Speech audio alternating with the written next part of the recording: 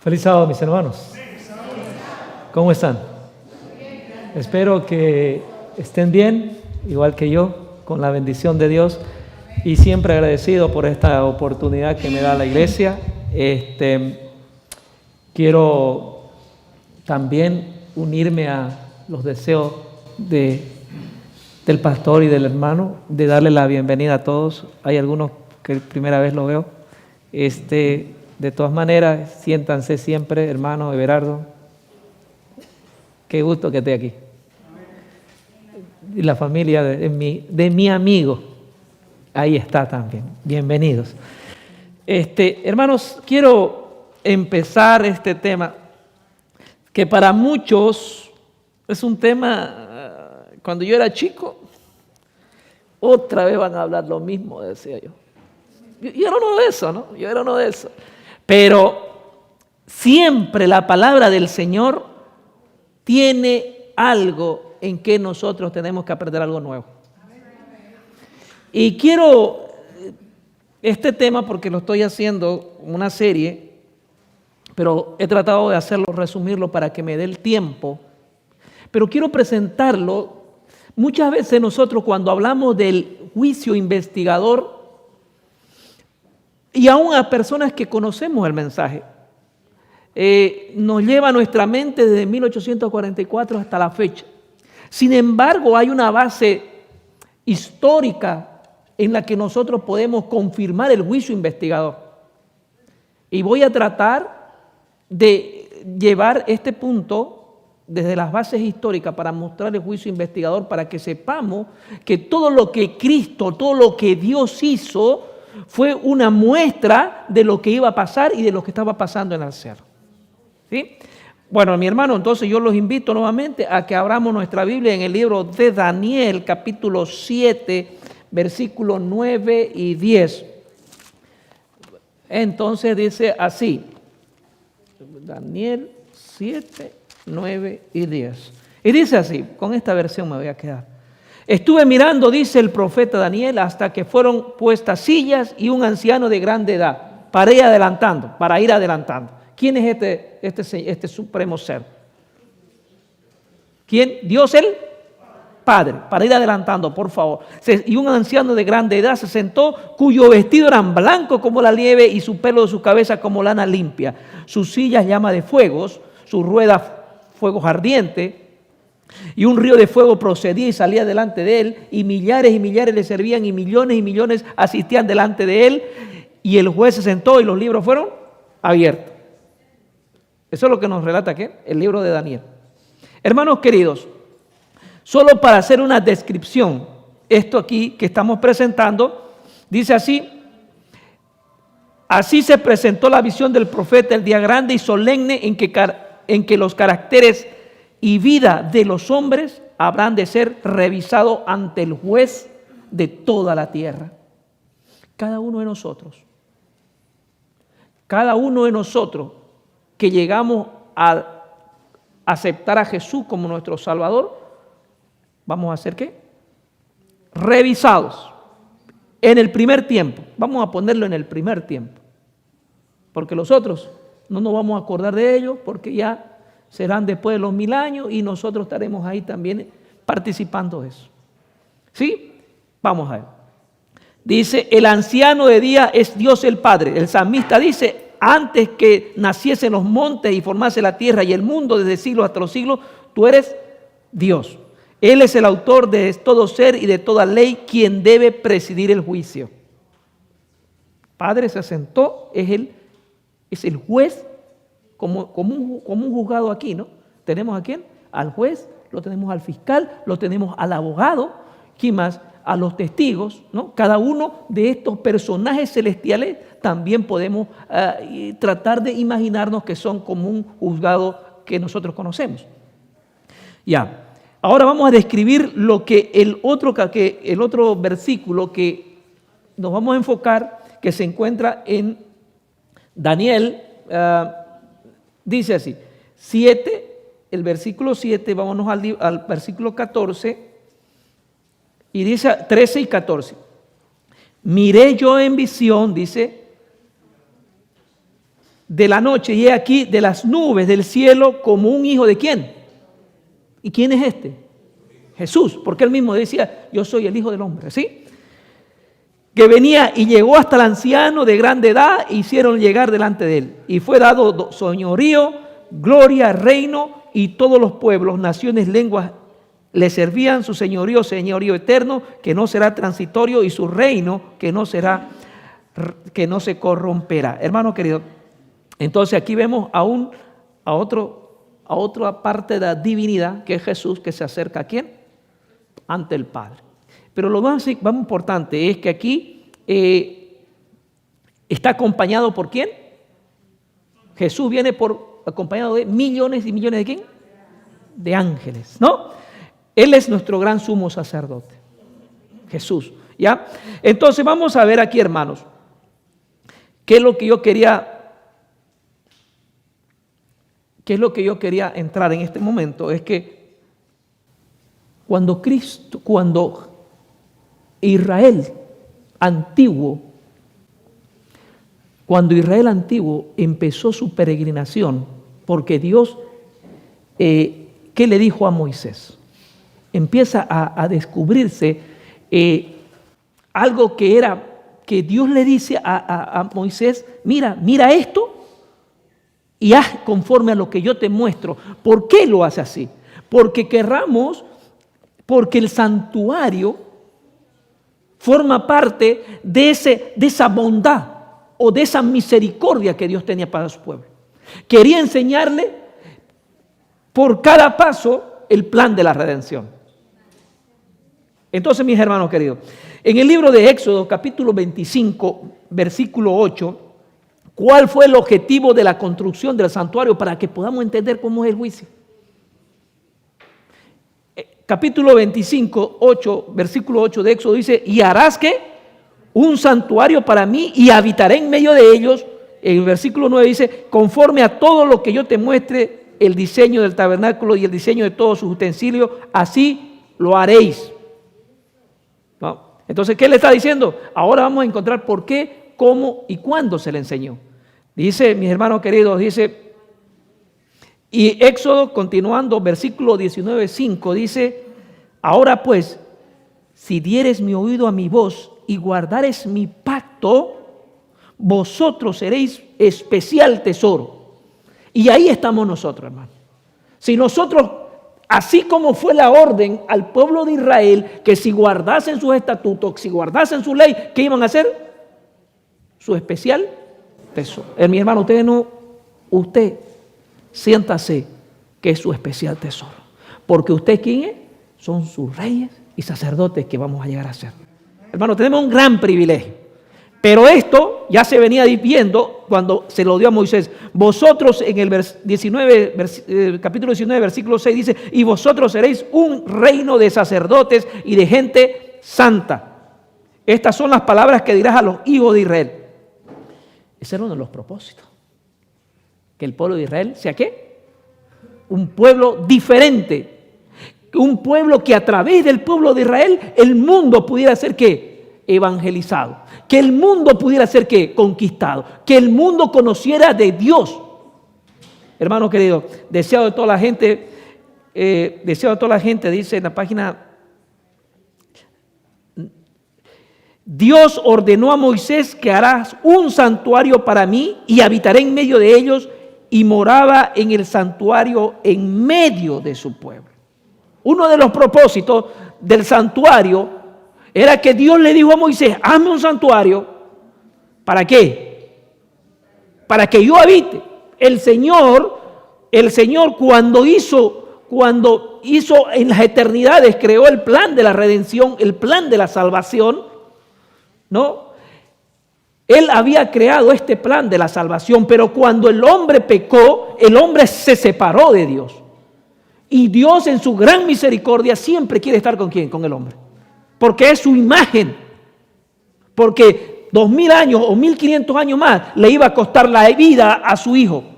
Por eso quería vivir con ellos, quería enseñarles, quería que el mundo conociese de él a través del pueblo de Israel. Dice, durante toda la peregrinación en el desierto estuvo con ellos el símbolo de su presencia, Dios. Así Cristo levantó su tabernáculo en medio de nuestro campamento humano.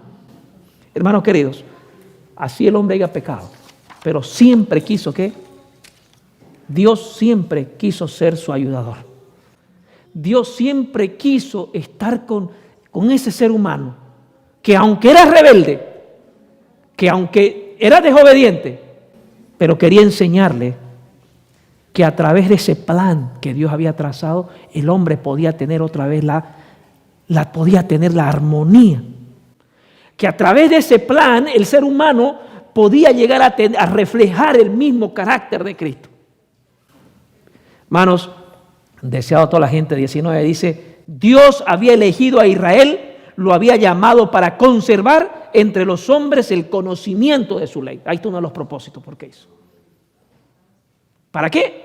Para que ese pueblito, esa nación pequeña, que estaba primeramente esclava, que era ignorante, podría alumbrar al mundo. ¿Podría alumbrar qué?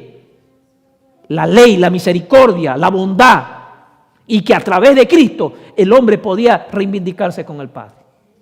Hermanos queridos, así como los símbolos que señalaban al Salvador, deseaba que fuesen una fuente de salvación para el mundo. ¡Qué privilegio, hermanos! Ellos tuvieron un privilegio, ahora ese privilegio se traslada a nosotros. Ese privilegio quiere que nosotros seamos la fuente, que seamos el colaborador, que el mundo vea en nosotros la salvación. Cada día deberíamos preocuparnos por nuestra vida, por nuestra relación, por nuestro ejemplo, por lo que somos. ¿Para qué? Para que el mundo vea, para que el mundo sepa que aunque el mundo está destruyéndose, hay una esperanza que es en Cristo Jesús. En el rito típico, solo aquellos que se habían presentado ante Dios en arrepentimiento y confesado su pecado y cuyas iniquidades eran llevadas al santuario por medio de la sangre del holocausto tenían participación en el servicio del día de la expiación. Me gustó tener, bueno, para las próximas vamos a ocupar eso. Hermanos queridos, cuando Dios le dice que hagan el santuario, habían elementos, habían actividades que se hacían diarias, como una actividad que se hacía ¿qué? Anualmente. Todos los días el pueblo de Israel en la mañana y en la tarde llevaba ¿qué? Su corderito. ¿Para qué? Porque ese era el símbolo que era una representación de nuestro Jesús muriendo, pero que el judío, ¿qué hacía? ¿Quién mataba al cordero? ¿El sacerdote? No, era el pecador. El pecador era el que sentía, el pecador era el que mataba. ¿Sabe qué? Yo cuando veo a algo que muere ahora, a mí me da mucha pena cuando veo un animalito. Yo no sé cómo será, pero incluso herir a ese corderito que era sin defecto, era sin mácula, ¿no? Por su pecado. ¿El corderito era el culpable? No, era yo. Eso quería ir metiendo, Dios quería ir metiendo y grabando en la cabeza de ¿quién? De los judíos. Lo que Cristo iba a hacer después de más o menos 1500 años, que era por su pecado de Israel, Él iba a morir. Era una representación que Él quería ver. Quería que el pueblo se dé cuenta lo difícil, cómo odia Dios al pecado. Hermanos queridos, por eso, pero un día, vamos a hacerlo rápido, resumido, pero un día, ¿qué pasaba? Un día en el año. ¿En qué mes? Yo sé que ustedes saben. ¿Qué mes? ¿Cómo? Había un día, el día de la expiación. ¿En qué mes se hacía? En el mes séptimo. ¿Sí? Mes séptimo. Pasaba esto. Pero mi querido hermano, todo el año la gente había llevado su pecado aquí. Había confesado su pecado, había llevado y confesado y había llevado ¿qué? Los pecados ¿a dónde? Al velo que hacía la división entre el lugar santo y el lugar santísimo, ¿cierto? Entonces, ese día había que limpiar los pecados. Todo el año habían hecho. Es más, le decía, van a llegar al séptimo mes, pero desde el día 1 hasta el día 9, ustedes tienen que seguir. Tienen que ir a confesar, tienen que estar pensando, tienen que estar en guardia, pues no me sale la palabra. Entonces, tenían que estar con alerta, tendrían que estar muy pensando, meditando en su situación. Hermano, porque era difícil lo que venía, si es que no había un verdadero arrepentimiento. Era difícil. Y en este caso, ¿quién sufría las consecuencias? Si el pueblo era descuidado. Y si el sumo sacerdote también era descuidado, ¿qué sufría? La muerte. Hermano querido, era muy terrible ese momento de la historia. Pero eso representa lo que pasó, lo que Cristo empezó a hacer en el año 1844. En el día de la expiación, era el día de la limpieza. En el día había que borrar todo, había que confesar todo, había que estar había que estar en las condiciones que Dios le exigía. Hermano querido, porque si usted no se arrepentía o lo hacía poco caso, usted era desechado del pueblo. Usted era desechado del pueblo. Y si usted no está en armonía ahora, con Dios, si usted no pide perdón por sus pecados, lamentablemente va a pasar la misma historia que usted va a ser desechado también. Apreciado hermano, dice, se unían, escúcheme esta parte en Patriarca y Profeta, capítulo 31, dice, mientras de la mañana y la tarde los sacerdotes entraban en el lugar santo a la hora del incienso, el sacrificio diario estaba listo para ser ofrecido sobre el altar de afuera, en el atrio. Esta era una obra de intenso interés para los adoradores que se congregaban ante el tabernáculo. Antes de allegarse a la presencia de Dios, por medio del ministerio del sacerdote, debían hacer un ferviente examen de sus corazones y luego confesar sus pecados. Se unían en oración silenciosa, con los rostros vueltos hacia su lugar santo. Así sus peticiones encendidas con la nube del incienso, mientras la fe aceptaba los méritos del Salvador prometido, que simboliza el sacrificio expiatorio de Dios. Apreciado hermano, es el tiempo de que tú y yo tengamos que hacer diario una revisión de nuestros corazones. Es tiempo, porque estamos viviendo como adventistas. Si usted le pregunta a cualquier adventista ¿en qué día estamos?, rápido contesta, ¿no? ¿En qué día estamos? En el día de la expiación. Pero estamos viviendo el día de la expiación nosotros espiritualmente. Esa debe ser una pregunta para nosotros. Porque querido hermano,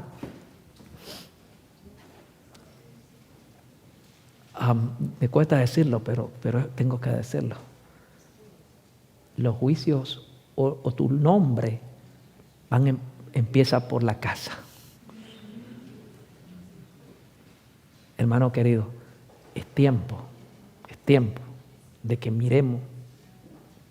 meditemos cómo está nuestra relación con Dios. Pero ¿cuándo se desarrolló? ¿En qué periodo se desarrolló el tiempo? Dice, volvamos a Daniel capítulo 7 y dice, y versículo 9, estuve mirando y fueron puestos sillas y el anciano de grande edad que habíamos leído, ¿no? Y que a lo último dice, y millares y millones asistían delante de él, y el juez se sentó y los libros fueron abiertos. ¿Cuándo pasó esto, hermanos?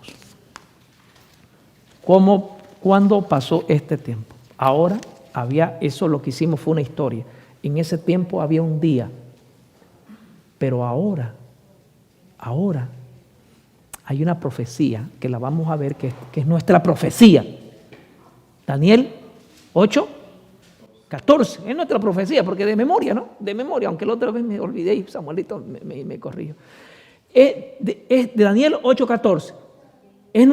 Ahora es nuestra profecía. Ahora nosotros entendemos que ese día que simbolizaba el día de la expiación en el 7º mes, ahora es ese día en que estamos viviendo a través de la profecía de Daniel 8:14. Y dice, en el rito típico solo aquellos que habían presentado a Dios su arrepentimiento y confesado sus pecados y cuyas iniquidades eran llevadas al santuario por medio de la sangre del holocausto tenían participación en el servicio del día de la expiación. Hermano, ya lo hemos leído este tema.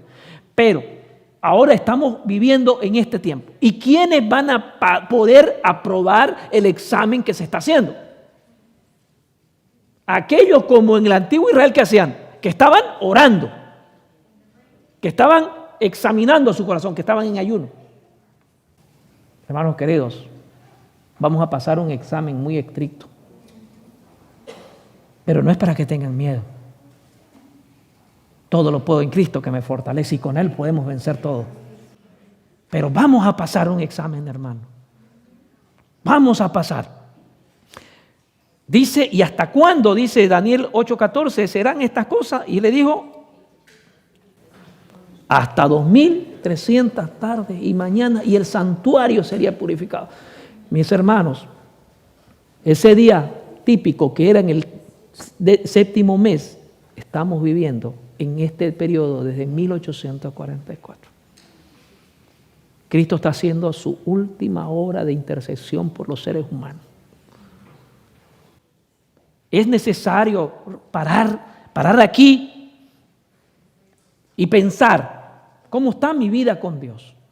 Es necesario parar aquí y ver qué dificultades o qué defectos todavía tengo yo que me están alejando de Dios. Porque si tú no afliges tu vida, porque si tú no te arrepientes y no confiesas tu pecado, tú no vas a aprobar el examen. ¿Por qué? Porque los pecados todavía están en el libro. Y cuando Dios habla los libros y vea de un salvo, cuando abre el libro donde no hay pecado, entonces que se mantenga ese nombre en el libro de la vida. Pero si abre un libro de un profeso cristiano y aún hay pecado, por más que sea uno que no ha sido confesado, entonces ¿qué? Todas sus buenas obras, dice, no se acordará por ese pecado. Pero si el malo, por más malo que sea, acepta a Jesús como su Salvador, acepta la sangre de Cristo y se arrepiente y confiesa, Él es fiel y justo para perdonar nuestros pecados. Amén. Hermano querido, quiero entonces entender que en 1844 empezó este periodo del día de ley. ¿Y cuándo será? Le dice. Pero mira, le dice, va a ser para el tiempo del futuro, no del fin, y va a tardar como 2300 años. No es para ti, le dice a Daniel, no es para ti, va a ser para el tiempo. Pero muchos dicen, pero ¿cuándo empieza este periodo? ¿Cuándo empieza este periodo? Hermano querido, ustedes lo pueden leer en su casa, pero en el libro de Esdras, usted lo pilla ahí. ¿Sí? Voy a leer solamente unos cuantos versículos. Dice, en Esdras capítulo 1, versículo 2, vamos a encontrar el inicio de este periodo. ¿Sí? Y dice, así ha dicho Ciro, rey de Persia, Jehová, el Dios de los cielos, me ha dado todo reino de la tierra y me ha mandado que edifique casa en Jerusalén, que esté en Judá. Y quien hay entre vosotros, su pueblo, sea Dios con él, y suba a Jerusalén, que está en Judá, y edifique la casa de Jehová de Israel, la cual está en Jerusalén. Pero ¿qué tal? Quiero hacerlo. En este momento, en este periodo de tiempo que dice Esdras, no se olvidemos que Israel estaba ¿qué? ¿Cómo era la situación de Israel? Estaba cautivo. Había tomado en el año 606 o 597, había sido cautivado ¿por quién? Por Babilonia. ¿Sí? Babilonia. Y después de Babilonia, ¿qué imperio viene? Yo sé que ustedes lo saben rápido. Medo y persa. Ya, después de Babilonia vienen los medos y persas. Y después de Medo y persa, Grecia, y después de Grecia, Roma, y después de Roma, la primera la imperial y después la papal. No, yo sé que ustedes se lo saben, son buenos.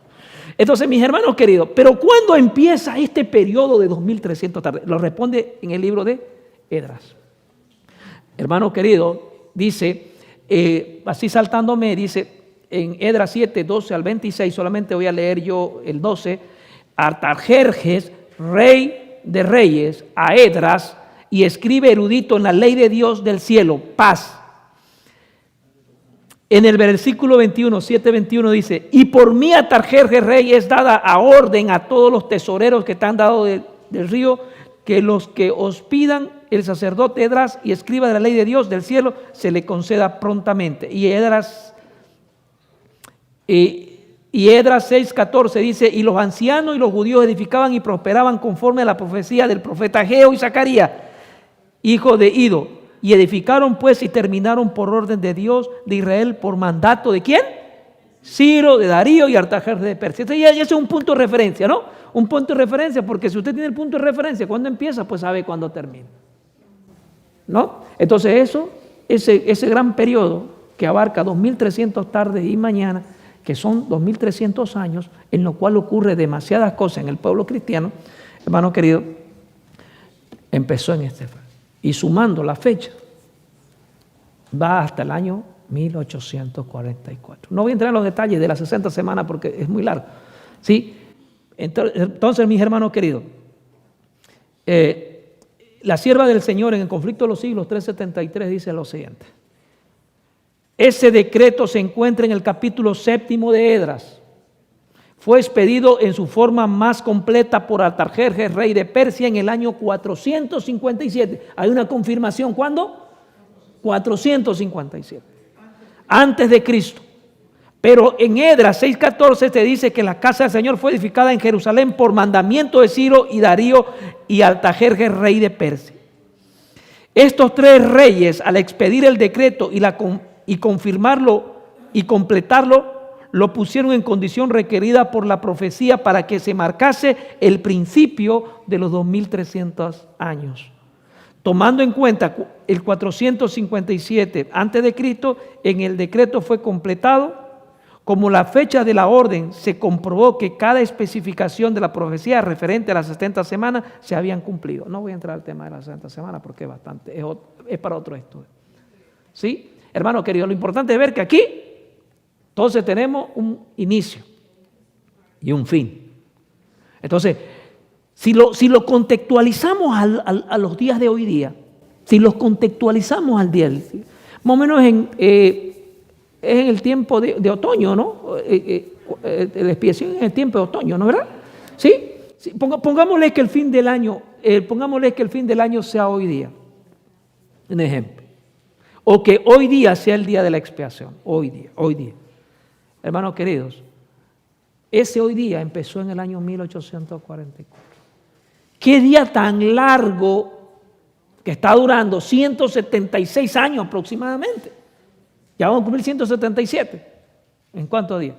En como 15 días. Es por el amor de Dios que tiene a nosotros todavía. Porque no quiere que nadie se pierda. Y todos podamos arrepentir. Es la misericordia, el plus, lo que nos está regalando es el tiempo de gracia todavía. Porque el tiempo de gracia se le cerraba al pueblo cuando en el día de la expiación empezaba. Si usted si usted no se arrepentía de su pecado, no solamente que era botado del campamento. Y no podía estar ninguno ocultito ahí, no podía estar ocultito, yo soy pecadorcito, no me va a ver, no, porque había una lista. ¿Sí? ¿Quiénes habían ido a confesar su pecado? Apreciado hermano, si tú no confiesas hoy, hagamos idea que este día, que es tan largo, es un día de verano, en pleno verano. Por eso es que está durando tanto el día. Pero es la misericordia de Dios para que tú y yo procedamos al arrepentimiento, hermano. Hay algo todavía en nosotros que nos está separando de Dios. Hay algo todavía y que Dios quiere reflejarse. Él quiere, cuando lo vea cada uno de ustedes, quiere reflejarse. Cuando nos vea cada uno de nosotros, quiere reflejar Él en nosotros. Hermanos apreciados, tenemos mucho que seguir meditando en estos temas. Dice,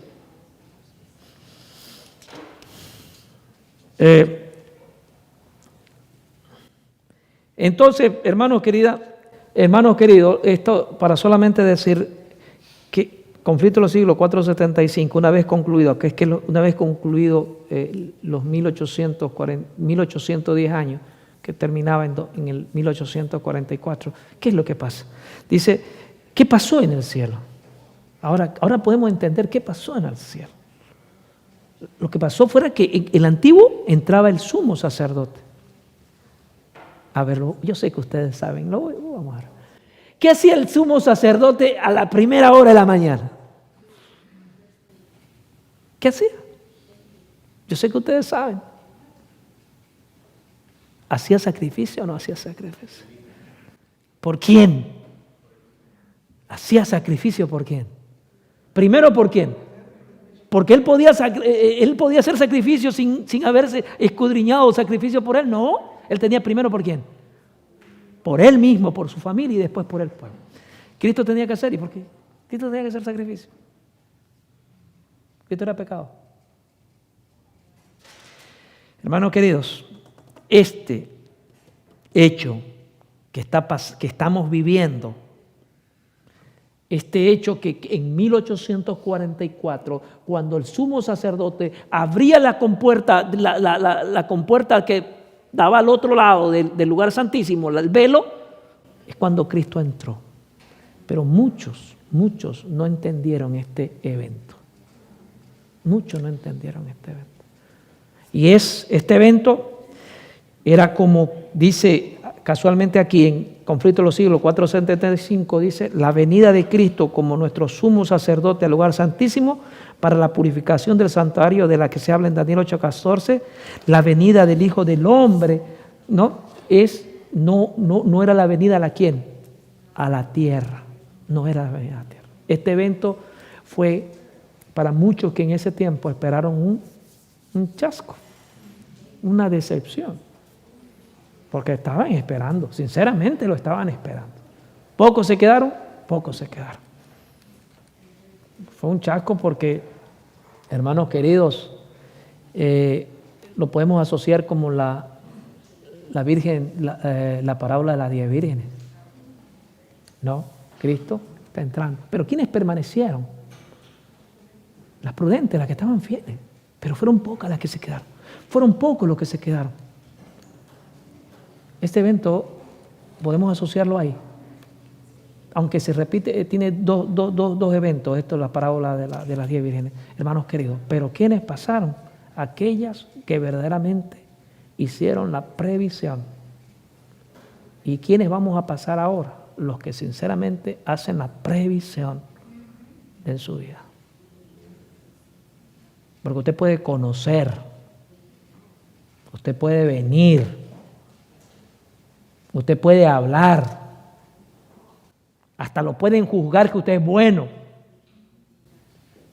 pero el Espíritu Santo tal vez no esté con ustedes. Y eso ¿cómo lo buscamos? Diariamente, confesando y pidiendo que el Señor pueda hacer una morada en nosotros. Pero Él no puede morar en cosas que no está de acuerdo a lo que Dios quiere, o en otras palabras, esté sucio. Por eso Él quiere, ¿cómo es el amor de Dios?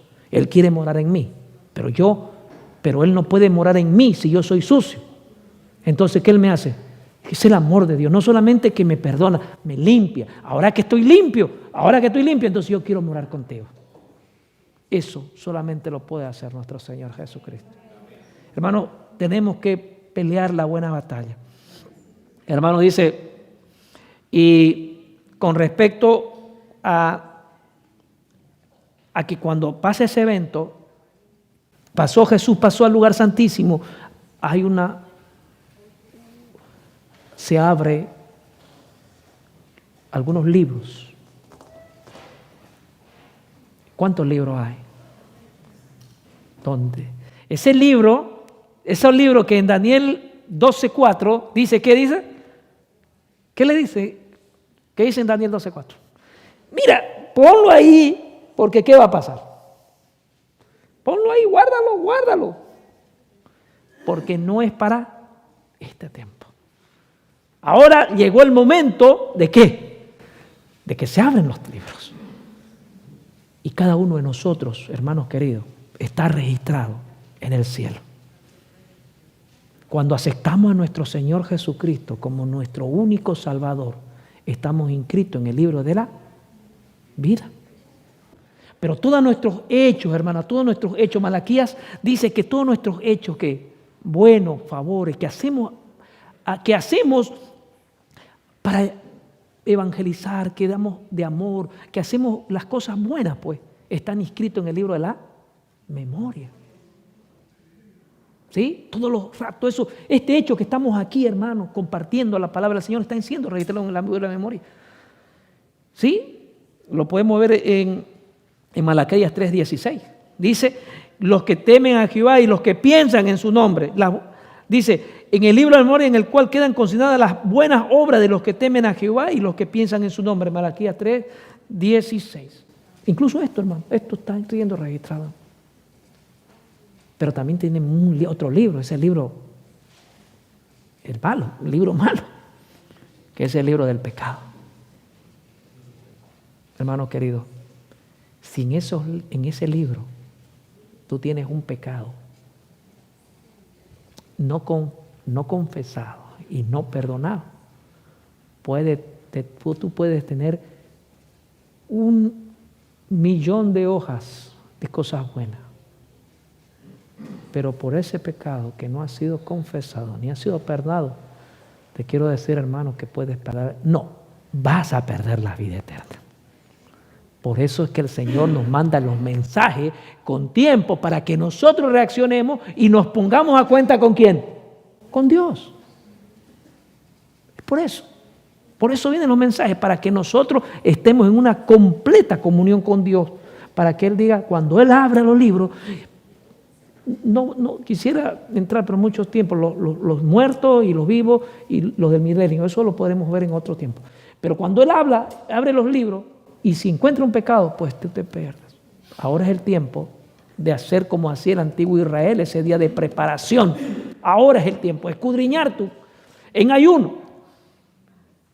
Busquemos, hermanos apreciados. Dice solamente una partecita aquí, dice: en el libro de las memorias de Dios, todo acto de justicia está inmortalizado. Y me gustó esto. Toda tentación resistida. ¿Sabe que me gusta esa parte? Porque esa tentación, no sé, cuando usted pasa por la calle o cualquier cosa, esa tentación, Dios mío, ayúdame a vencer tentación.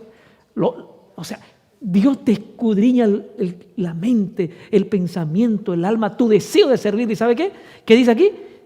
Toda tentación resistida, todo pecado vencido, toda palabra de tierna compasión está fielmente consignado y apuntado también todo acto de sacrificio, todo padecimiento y todo poder pesar sufrido por causa de Cristo. Hermano querido, Él no se olvida de nada de lo que nosotros hacemos. Él no se olvida de nada. Pero también, como no se olvida nada de lo bueno, también no se olvida nada de lo malo. Por eso, mi hermano querido, yo les digo, dice en el libro de la muerte, hay además un libro en el cual figuran los pecados de los hombres, porque eso lo sabemos, Eclesiastes 12:14. Porque Dios, ¿qué? Traerá, yo sé que ustedes se lo saben, porque Dios traerá toda obra a juicio. Hermano, sé que también lo bueno, también lo malo. Pero nosotros no debemos tener el libro mal. Nosotros tenemos que pedirle al Señor que perdone nuestros pecados. Que aunque esté el libro malo, pero no hay registro, porque están perdonados. Están borrados y perdonados. Apreciado hermano, yo quiero decirte lo siguiente. En Isaías 65:6 dice: he aquí está escrito delante de mí, no callaré, sino que recompensaré y daré el pago en su seno por vuestras iniquidades, dice Jehová. Si tú no estás arrepentido, tú puedes cometer el error de perder tu vida eterna. Perder tu vida eterna sabiendo que a través de Cristo nosotros podemos ser salvos. Tú puedes perderla, sí, aun sabiendo. Por eso necesitamos mucha oración y mucho ayuno. Hermanos, dice así rapidito, 5:35 de Conflicto de los Siglos, dice: la obra de cada uno pasa bajo la mirada de Dios y es registrada e imputada ya como señal de fidelidad e infidelidad. Frente a cada nombre en los libros del cielo aparecen con terrible exactitud cada mal palabra, cada acto egoísta, cada deber descuidado y cada pecado secreto. Y con todas las letras arteras, las admoniciones y recomendaciones de vida despreciadas. Entonces, es que estamos siendo fotografiados cada instante. Debemos entender eso, que estamos siendo fotografiados ahí, cada momento. Pero para aquellos que dicen esto, que la ley de Dios se acabó, te quiero decir, hermano, que esa ley es la base del juicio. Esa ley que algunos dicen que se quedó allá crucificadita y que era para aquellos de allá, pues no. La ley de Dios es la regla por la cual los caracteres y las vidas de los hombres serán probados en el juicio. ¿Quién? ¿Cuál es la base? ¿Cuál es el libro grande? ¿Sobre cuál va a ser la base que vamos a ser juzgados? Sobre la ley de Dios. Sobre la ley de Dios van a ser vistos nuestros caracteres, nuestros pecados, nuestra vida, nuestras cosas que hemos hecho tan bien o de mal. Hermano querido, por eso dice Salomón: teme a Dios y guarda sus mandamientos, porque esto es la suma del ser humano, porque Dios traerá toda cosa a juicio, sea mente buena o mala. Hermano querido, quiero terminar, aunque me falta mucho. Para aquellos que acepten a Jesús como su Salvador, para aquellos que creen que es muy difícil ser salvo, para aquellos que dicen: oye, ni un pecadito va a estar, un pecadito, que por un pecadito me puedo perder. Sí, te puedes perder. Pero Cristo es nuestro abogado. Pero Cristo es nuestro ayudador. Con Él nosotros podemos. Sin Él no podemos nada. Dice así: Jesús, para aquellos que se arrepientan de verdad, Jesús aparece como el abogado de ellos para interceder en su favor ante Dios si alguno hubiere pecado. Abogado tenemos para con el Padre. Y esa es la seguridad que tenemos, mi hermano querido, que Cristo no nos va a dejar. Ya no, porque por el tiempo no lo va a hacer. Solamente Jesús, 5:38 de Conflicto de los Siglos. Jesús no disculpa sus pecados. Jesús no disculpa sus pecados, pero muestra su arrepentimiento y su fe y reclamando el perdón para ellos. ¿Por quién? ¿Ante quién? Ante el Padre. Levanta sus manos heridas ante el Padre y los santos ángeles, diciendo: lo conozco por sus nombres, lo he grabado en la palma de mis manos. Esa es la seguridad que tenemos. Esa es la seguridad que Él nos tiene, Él nos conoce. Hermano querido, la obra del juicio investigador es la obra de borrar los pecados. Y eso está pasando ahora. Primero, ¿por quién? ¿Quiénes están pasando entre el juicio ahora? Los muertos, desde el primer muerto que aceptó a Jesús, no cualquier muerto, el primer muerto justo. ¿Quién es este caso? Abel, del primero. ¿Cuándo termina? Debería preocuparnos. No lo sabemos, pero los eventos están diciendo que pronto va a empezar el juicio de los vivos. ¿No lo sabemos? No sabemos. Pero que cuando ese pronto sea, tú y yo estemos preparados para aprobar el examen.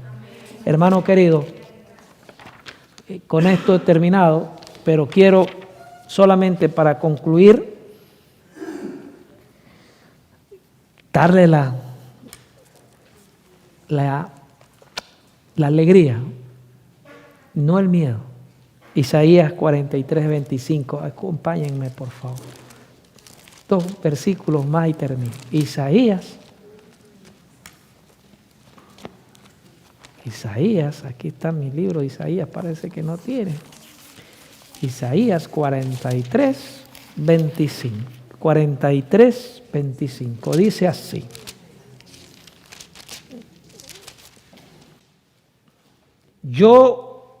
Yo dice, ¿no? Yo soy el que borro tus rebeliones por amor a mí mismo y no me acordaré de tus pecados. Es una promesa, es una promesa. Él lo borra por amor a quién, a su hijo, a él mismo.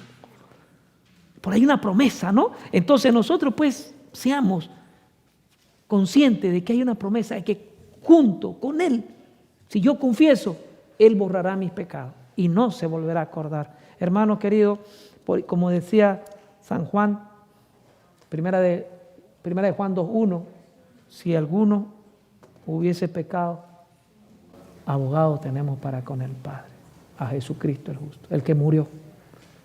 Y el día de la expiación nosotros podremos pasar, pero solo por los méritos de nuestro Señor Jesucristo. Y vamos a recibir y vamos a ser parte de ese reino que Dios tiene para nosotros. Que sea en el nombre del Señor. Es mi deseo en oración, amén. Vamos a orar.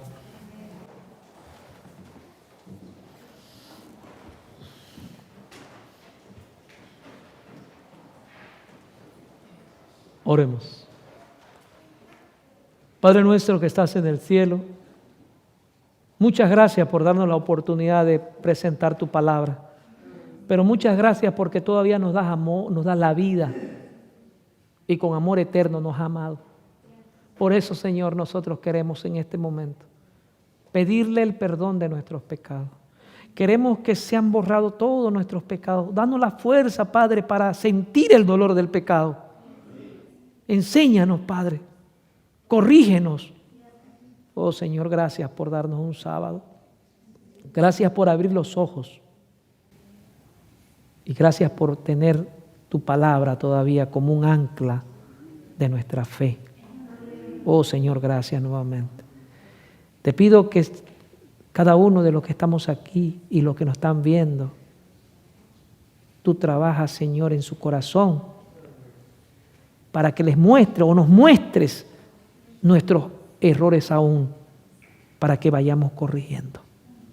Queremos estar limpios, queremos estar, nuestro corazón esté limpio, que sea lavado como hisopo, Señor. Oh, Señor, gracias, muchas gracias nuevamente. Y por aquellos que no pudieron venir y aquellos hermanos que tienen problemas, aquellos grupos que tienen problemas, Señor, tú soluciona ese problema, tú ayúdalo para que juntos estemos adorando y juntos podamos algún día decir: aquí está nuestro Dios, lo hemos esperado y Él nos va a salvar.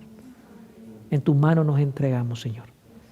También te pido que puedas ayudar y puedas bendecir el alimento para nuestro cuerpo. Te lo pedimos en el nombre de Jesús.